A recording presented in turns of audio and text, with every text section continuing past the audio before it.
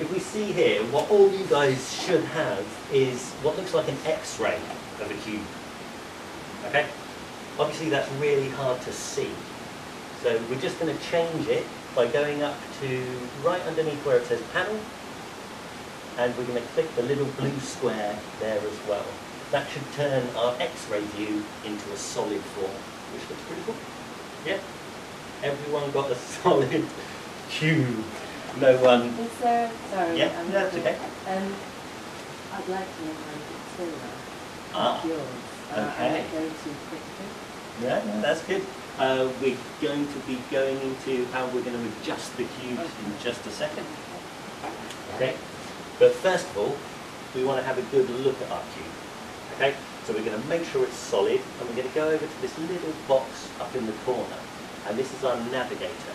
If you actually click on any side, pick for example a side or a corner, and then hold down your mouse, move it around, and you'll see that you can actually rotate the environment. Okay? Good. That way you can get a good idea of what your shape looks like from any angle. If you click on the words, top and front, back, bottom, then it'll immediately go to a close-up view of that side of your object. Okay? That's if we wanted to do any in-depth work just on one perspective view. Okay? So, once you've spun it around, turned it upside down, it's now back to front and you can't figure out which way's up. You just press the little house that should appear in the top left of the box. That will bring you back to a standard perspective view. Okay? Is everyone back in the standard perspective view? Yeah, good. Oh, you're all doing good. Okay, one more thing. The middle button of your mouse, which is a scrolling wheel, if you scroll that up and down, you'll see that zooms in and out. Okay, good. If you now hold down Alt on your keyboard, hold down the scrolling wheel, so press the scrolling wheel in, and then move the mouse from side to side, you can see that we can actually move the whole canvas around, not just the object. Okay? That's really important, because sometimes you'll want to work on something that's just out of reach at the top of the screen. The only way to get to that is by holding down your Alt key, holding down the middle wheel of the mouse and moving it around. Okay? And the same with the zoom. It's really, really fundamentals that you need to get into your head from the beginning. Okay? We'll just go through this while I'm explaining. Okay. So, we've now got ourselves a cube. What can we do with a cube? Okay? First of all, I think we'll move it around. Okay? So we can move it around by this side panel here.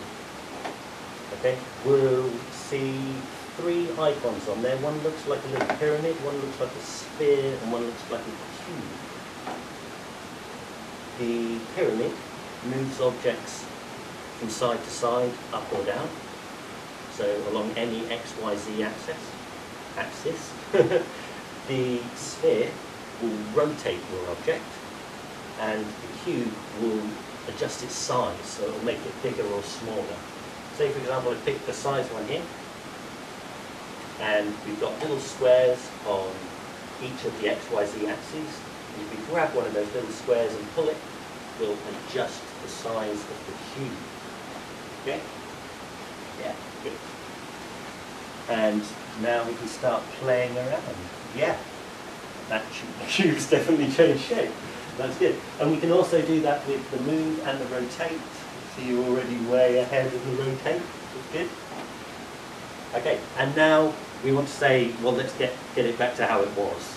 Okay, so all I need you to do is press the Z button, or Z button on your keyboard, and that will take you back a step each time. So keep on pressing it. This is a really useful button. It's basically a step backwards in time button for us. Really handy.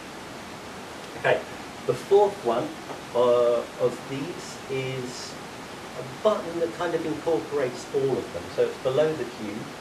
When you click on it, it's a circle with a green, red and blue arrow. You'll see lots of little markers come up on our cube. There's ones on the tilting axes, which are on the